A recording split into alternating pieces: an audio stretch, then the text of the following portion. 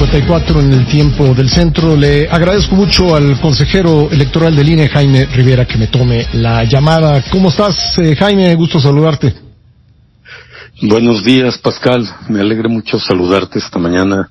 Y gracias por esta oportunidad de conversar contigo. Al contrario, gracias por estar con nosotros. Me imagino que has dormido muy poco, pero bueno, pues es interesante todo lo que se ha dado a conocer desde ayer en términos de primero de una elección que en lo que toca al INE, pues la organización fue nuevamente correcta, se instalaron virtualmente todas las casillas, no hubo grandes irregularidades. Luego viene el tema que ya no depende del instituto, sino de la voluntad de la gente de participar, que fue una participación, pues creo que bajo cualquier perspectiva baja.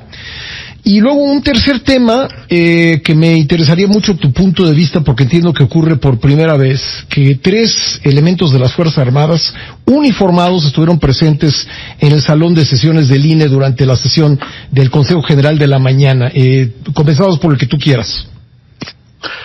Por ya que lo mencionas al final, está bien. ¿Qué te pareció esto? ¿Cómo fue que ocurrió?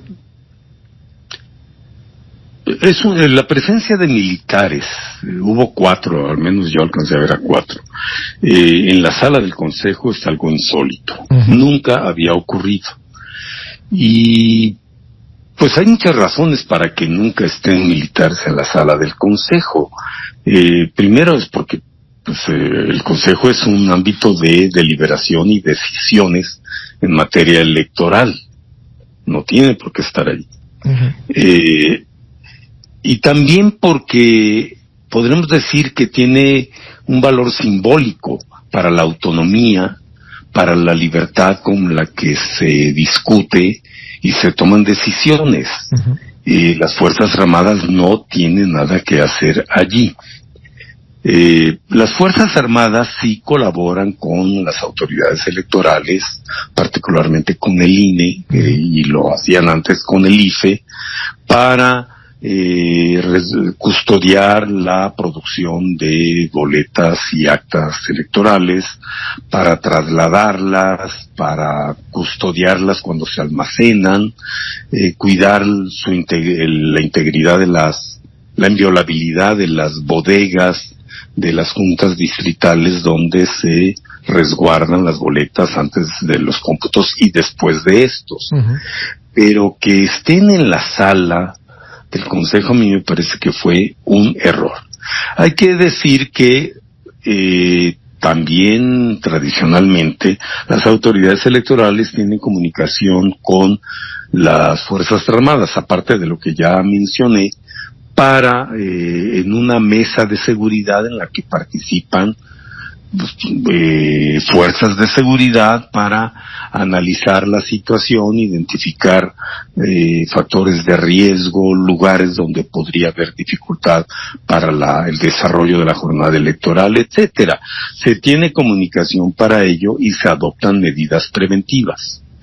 Y esto suele estar a cargo de la Secretaría Ejecutiva del INE, como antes del IFE, pero cuidar la seguridad, que obviamente no es tarea del INE, sino de las fuerzas de seguridad del Estado, es un buen motivo de colaboración. Yo diría es necesario, pero eso no tiene nada que ver con la presencia dentro del espacio de discusión y decisión del órgano máximo de decisión del instituto. ¿Quién los invitó? ¿Alguien los invitó para estar ahí? Los consejeros no supimos nada de eso con uh-huh. anticipación. No fuimos informados ni mucho menos consultados. Tardíamente, después de que esto se convirtió en un tema que además yo creo que desgraciadamente se le quitó un poco de protagonismo a lo que era más importante, el desarrollo de la jornada electoral como tal. Pero más tarde la explicación que nos dio, primero inicialmente la secretaria ejecutiva, que esto se derivaba de que estaban ahí algunos de estos militares que habían participado uh-huh. en la mesa de seguridad con la secretaria ejecutiva. Estas mesas generalmente se hacen en otra parte. Pero que se hiciera hoy ahí, ayer, allí en las instalaciones del INE, puede tener una buena razón práctica. La secretaria ejecutiva tendría que estar en un momento más en sesión de consejo y demás, y en el propio homenaje, una ceremonia de homenaje a la bandera que se hace como inicio de la jornada electoral. Que estuviera allí en las oficinas de la secretaria ejecutiva me parece correcto y adecuado. Pero una explicación que dio la presidenta más tarde es que había sido un gesto de cortesía a los militares que estaban en la mesa de seguridad. Bueno, me parece que la cortesía podrían habérsela extendido, invitándolos a estar en la ceremonia de inauguración que se hizo en la explanada, en la explanada del instituto, y que se le rindieron honores a la bandera. Eso está bien, era el lugar natural. Que los hayan invitado adentro, yo quiero pensar que fue simplemente una falta de tacto, una decisión impensada, y que desgraciadamente tiene un simbolismo negativo. Sí. Ahora, yo no creo que con eso se haya afectado la autonomía del INE, para nada. Obviamente no intervinieron, y yo no me sentí intimidado por la presencia de militares allí. Me sentí sorprendido, porque nunca lo había visto.